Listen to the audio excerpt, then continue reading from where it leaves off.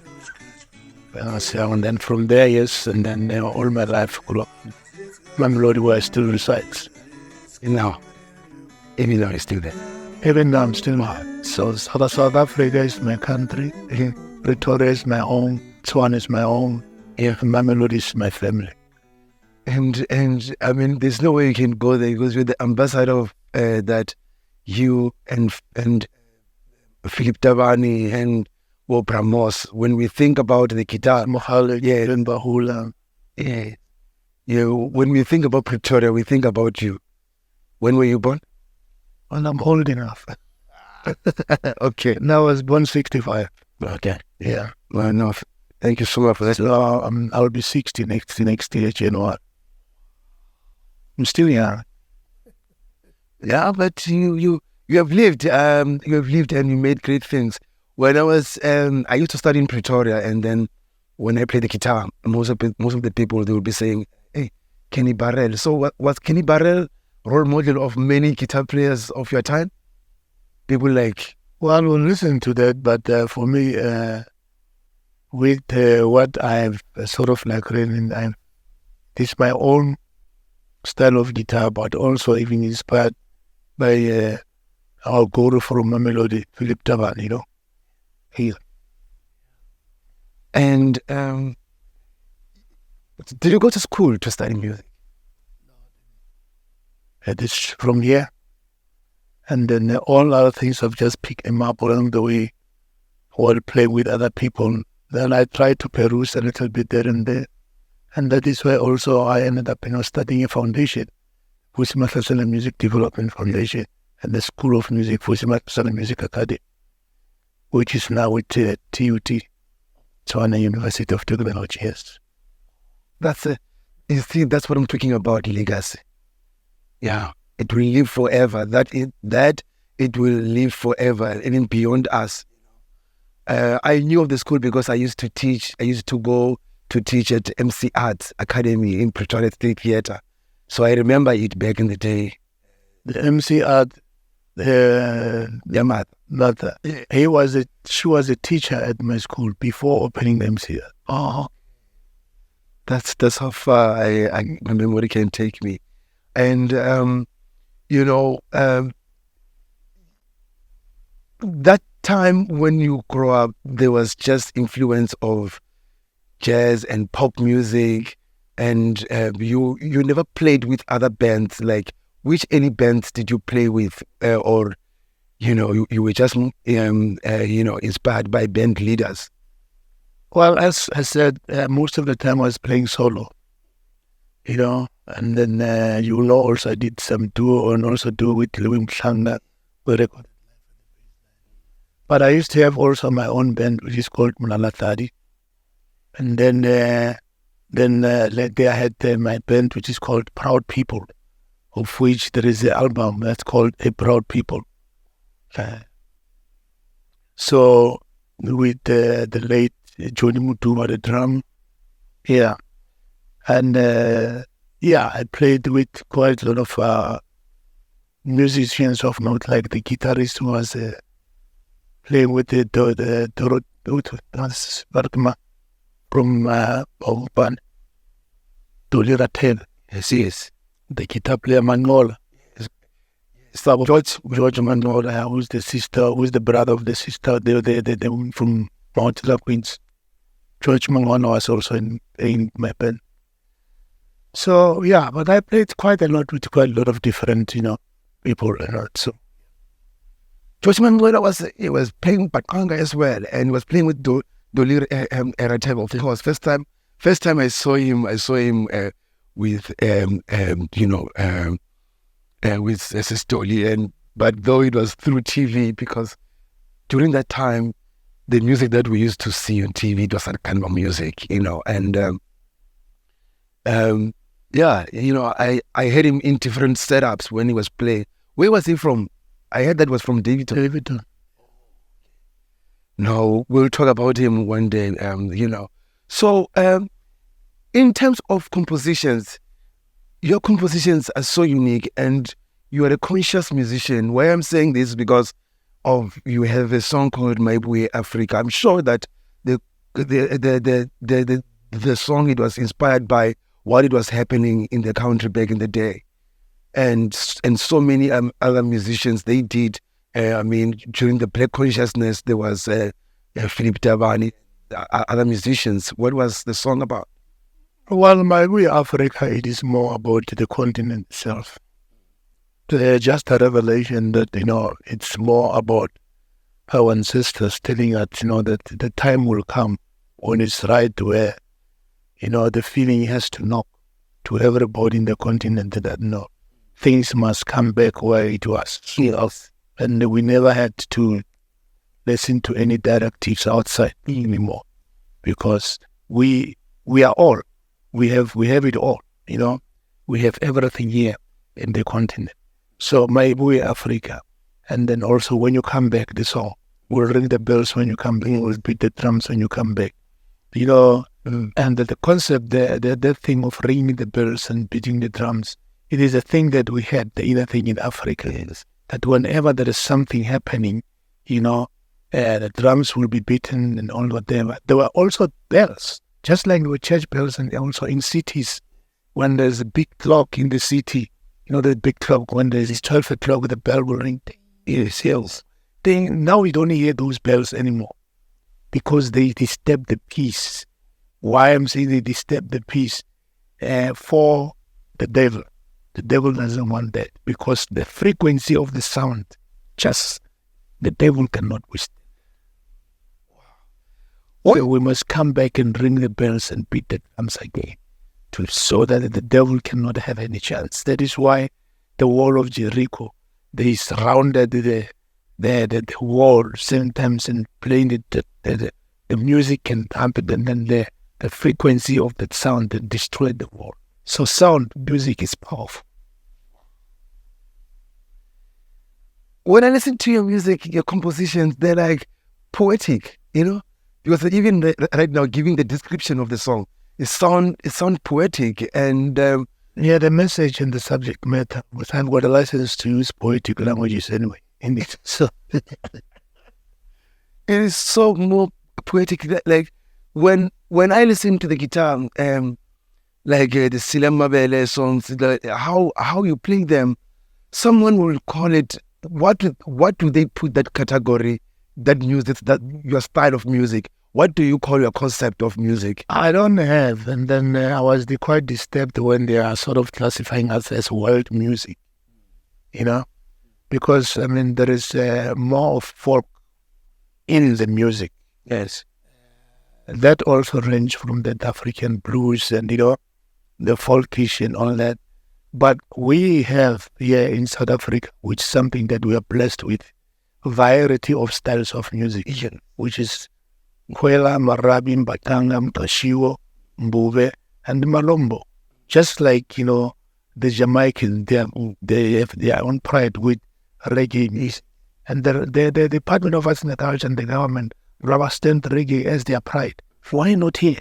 Rubber stamping our own pride on Mbatanga, Mbuve, Marabi, Kwela, Mtashiwo, and then Malombo and all that. So that is why I did a recording in 2018, which was recorded at my grandmother's place in Mamelodi, because she was the first Shebeni queen in Mamelodi. Oh, yes. So she used to have quite a lot of people coming there, and then they will also ask the Batwadina to come and play, they do the show and all that. So, and then the music that was playing with vinyls, it was a lot of that kind of variety of styles. So the Shebeni Queen album, if you check it, yes, I listened to it. I heard it. All those variety. It was the tribute to that. It was recorded live, because I heard it. Yeah, my grandmother's place. Yeah, my fellow musicians, I saw some who did some session. Yeah, because I was playing all this variety, and I will sing even the voices of Moses, Dexter sisters. yeah, and then even my hotel his sister, but yeah. Yeah.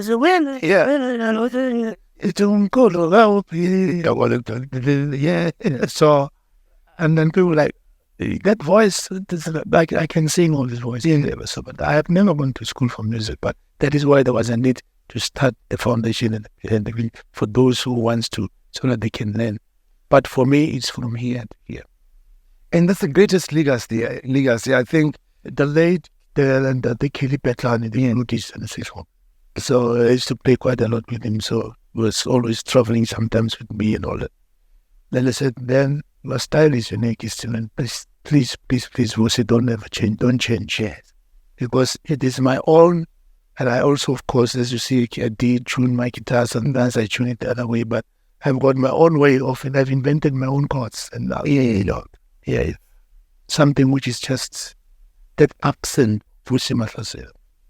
And you're singing.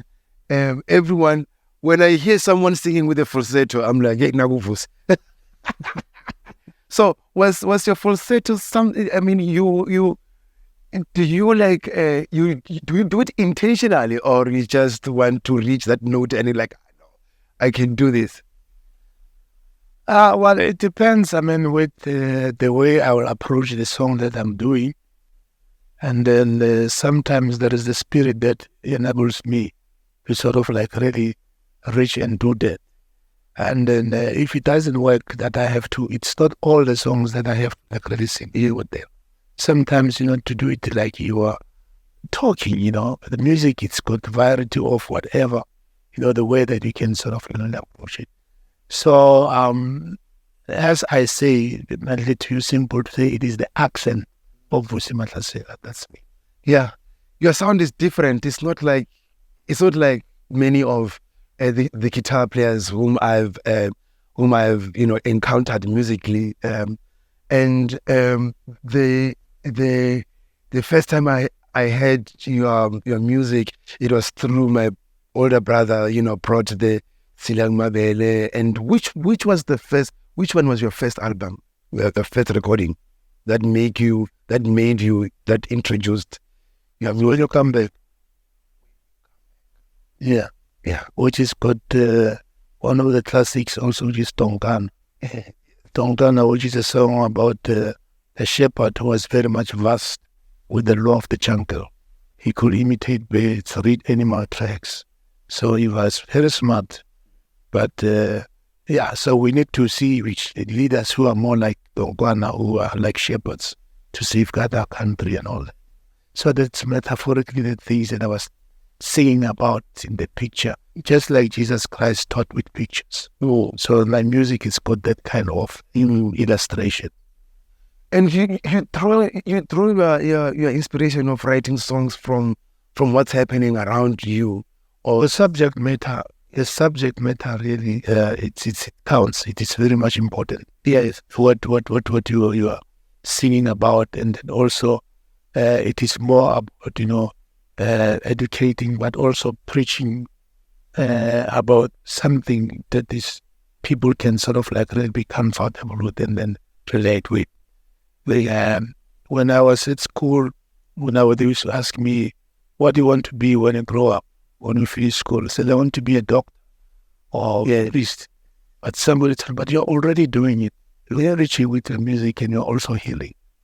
So the healing part of it in the music through the subject matter. So, and something which is a bit, I came to understand and accept it when you are giving awards or accolades for this, but this means more responsibility for you. So these accolades, and I'm a doctor, I've got 3 doctorates. I don't want to be called, yes, doctor, no, Vusi Mahlasela. But it was University of Natal in Grahamstown, Rhodes, yes, and then also TUT, and the university in the Michigan also. But that it is more about, it tells you that you will have more responsibility in the future to do.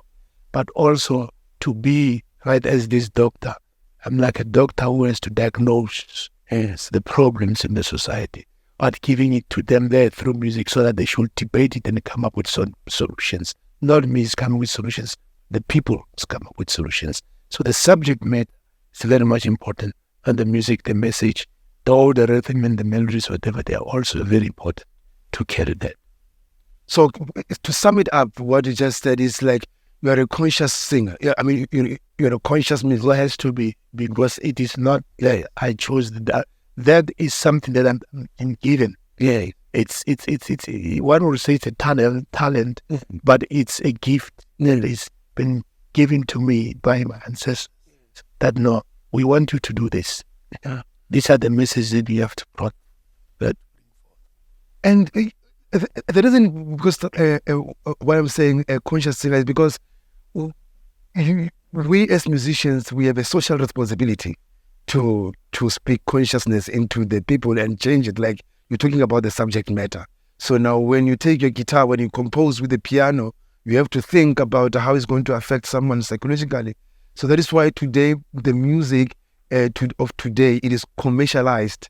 So it kind of not delivering the message. When did things turn around that the musicians of today, they're not delivering the message, they're not acting as voice of the people? Well, I don't think it's a train smash or it's a problem, because it's at the end, it's business. Yeah. People have to eat and all that.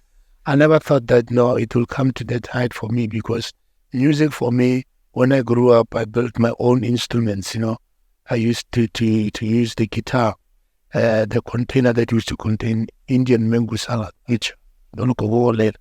And then the strings, I would use this white, the curtain holder. Yes, yeah, with the hooks on the side with it, yeah. And with my friends, we'll build drums with plastics, and then the kick drum will use the spring of a truss with tennis ball as a pedal. So we were very creative, So it was more of a toy.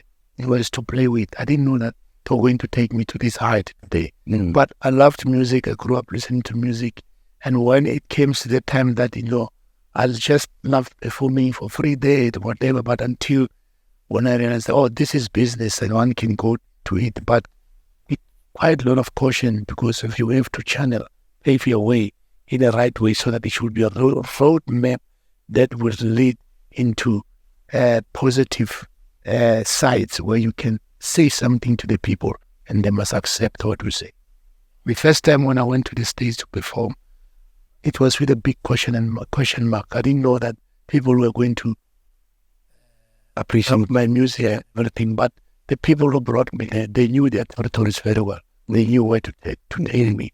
And then also in colleges, in schools and universities, also doing workshops and stuff like that. So, and I saw it being a benefit that now what I was doing, it meant something. It means there is something in here.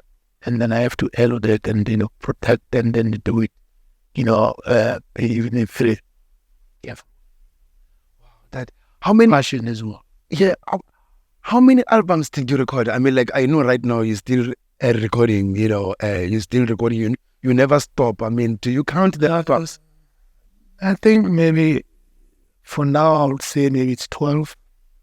But there are others maybe that I also recorded collaborating with other people's. But maybe 12, 13, so we can say that. I'm now recording again here at the film studio. Yeah. The last recording that I did, the album is called Umoya, Embracing the Human Spirit. It was recorded here during the time of COVID. Oh, it was during COVID? Yeah. Okay. It was produced by Joseph. Joe, the two-time Grammy Award winner. Yeah. Very nice man. No, he is. I worked with him for a couple of years. In this new one, he will also doctoring it. Okay. We are, for the summers, we were nominated for 2 categories: the best standard contemporary, and then the best engineering. But I went to the summers. Unfortunately, I don't know what happened. Our category was not announced. And then I came back like, what? Yeah, well, it was that kind of a thing. But sometimes it's you leave things to me. Yeah. So, what happened? Mahlasela? It's okay. So always had a room for that small and disappointments. They mean something. I'm so sorry, man. It's okay. So there's nothing. Yeah. But life goes on. Yeah. Which year did you collaborate with Paul Simon? Because when he came here, he collaborated with so many musicians, the Hughes, the Miriam. I remember when he came, I think he was scouting for the music or the sound and everything. I had a band that I was rehearsing with in Guitarist at the Bel Air club, And then I think the owner of the club came with Paul Simon. I didn't know that was Paul Simon. Yes, I just saw this fat man coming there and everything. We were rehearsing and he's still there. And then I remember I was playing the song. My song of love. And then, so with the lyrics that I know, this person was listening there. But he never said anything to us. But later they told me, who was there? Paul Simon. I said, oh, wow.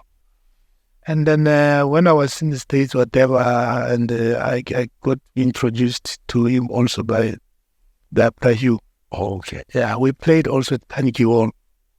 Yeah, with Hugh and Mambazo were there. And Paul came to the Carnegie Hall, and it was his birthday. So, and then Hugh invited him on stage. And now he wanted to play the guitar, so he used my guitar. Yeah, so, but because I'm a bit taller than the belt, the way I adjusted it, but he's short, so the guitar was like here in there. I wanted to adjust the belt, but but it was very nice. And then I also was invited to play one of his shows in Brooklyn. Those 3 weeks, the 1 week for Asia, and then the other one for South Africa, and then so there were songs that I had to do like the Under African Skies. And so I had to learn that long lyrics, like, had to be there and then play that, and sing, and then we'll be there on stage. Every voice, and I nailed it. And Tony Sidra said, Mahlasela, you nailed it. Is it where you met, brother? Yeah. Is it where you met Tony? No. Tony, I met Tony through Mongez in Daga, the ex-like Dube guitar player, and Ian Hammond, the drummer. But sometimes, we'll meet with Tony and whatever, and then there's a place in New York which is called the Shebeen. Yeah. So sometimes I'll go perform there, the Shebeen, and Tony Sidras will come, and we'll jam also, sit together, play there. So yeah, that's the kind of a man he was. And then he performed, he also recorded on my album, the Singer Africa, where he played accordion.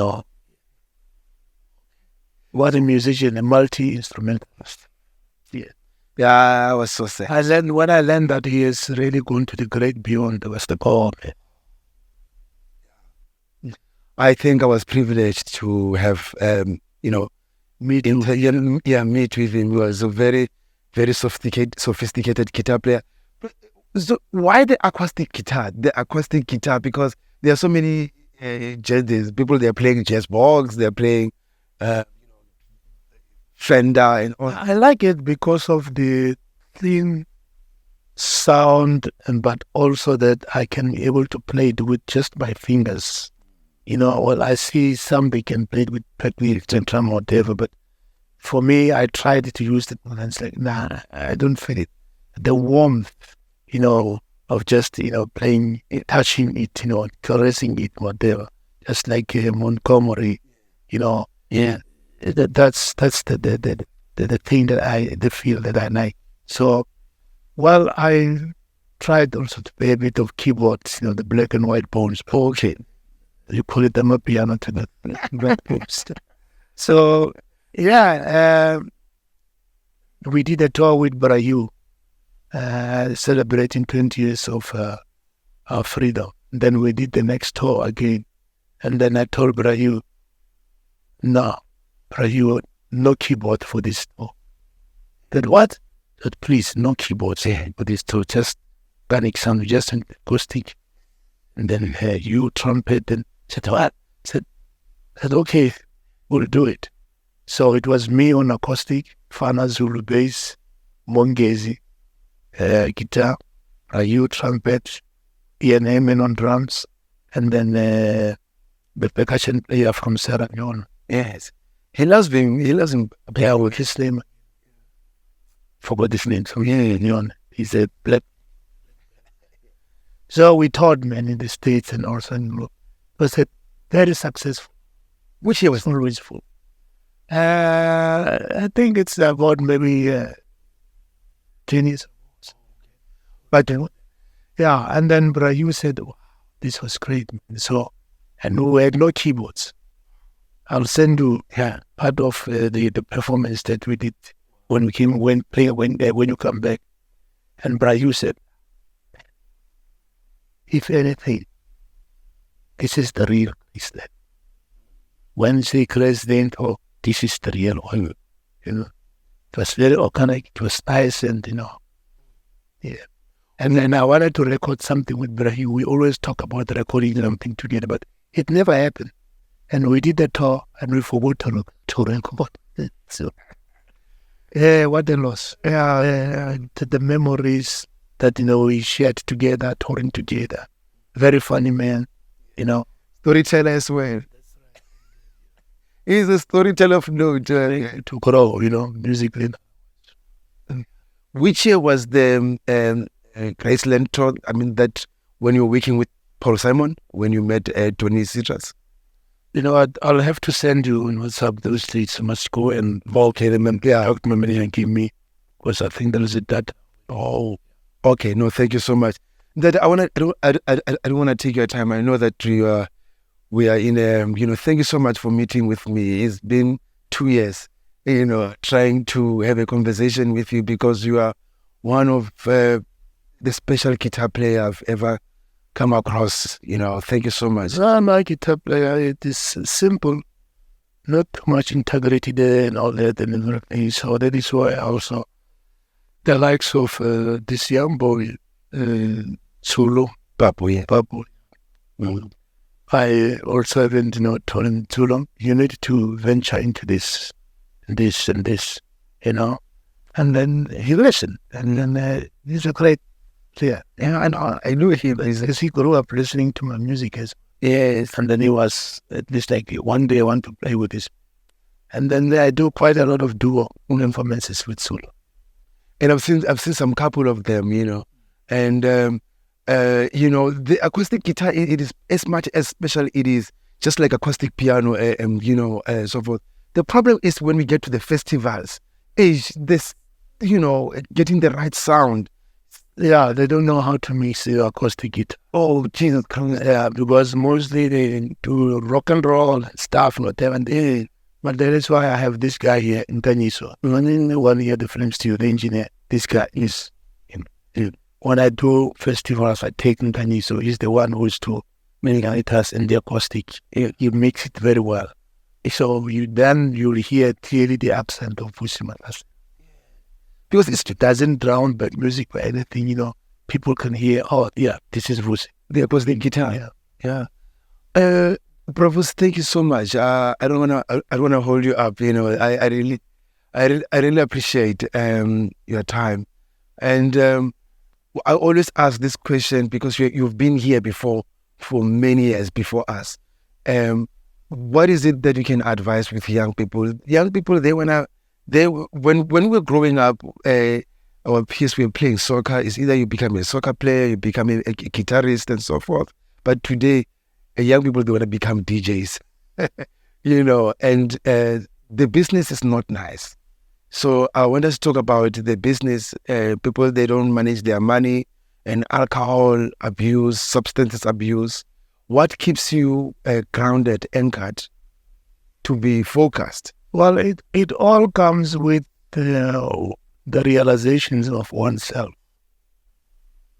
If you reach the innermost of yourself, about who you are, And that's what that's what you're going to be. Because everyone, no one is a copy of anyone. We are all individuals. Yes. And we are all having different gifts. Yes. Different talents. The realization of what you are, what you can do best, that is important, than to do something to do something just because of other people do it, and also you can make money about it. But at the end, you're not be happy, and you do quite a lot of things that make you desperate, and then you falter into quite a lot of things. The realization of oneself is very much important. Music is therapy. Music is something which is really good. But if it's a vehicle that you're going to use it in a very nice way, it's also important. But not to do quite things that are blasphemous in it with the lyrics that you write and everything. Well, there is this saying that I borrowed from one of my favorite African writer, Ngungi wa Thiong'o. Say, Africa, teach your children ancient songs so that they should glorify the spirit of collective good, or the spirit of collective good, which is Ubuntu, which is about everyday's kindness, love, and all that, So, but not money that glorifies money or sex. Because sometimes also there is an entrapment in the music where the devil is playing around in it. Because people are singing quite a lot of things about defiling women, and now they change their image and they wear like not respecting their bodies. And music is doing, even today, it's a norm, of course. The music changes, there are styles that are coming and all that, but sometimes we need to be really careful that what is happening here. And there's other frequencies in music which are the devil's entrapment as well. But music is a blessing, because everything, we have parties for this, whatever, there is music for every occasion, even for funerals and all. Well, what I can say to the youngsters is the realization of oneself, what you can do, because there is a special gift, the talent that we have. If you haven't found that yet, or even your parents, if they didn't, your parents will know better, because when you grow up, they can see this boy, he likes to kick plastic and play with it. It means a soccer here. He likes to play with a nail and hammer, which means a carpenter here. He likes to music. They will suss it out, and they know that okay, we need to really do a directive here, remote has been and all that, than the education that we get at school, because it's just been clobbered to us that you must learn what they teach you, and to make sure that you got what they teach you. Then they do exam. You must write the exam. The exam is to make sure that and which is not a thing. You have a talent, you have a gift, but they say you might do this way to tell them up. But anyway, life is a gift and life is great.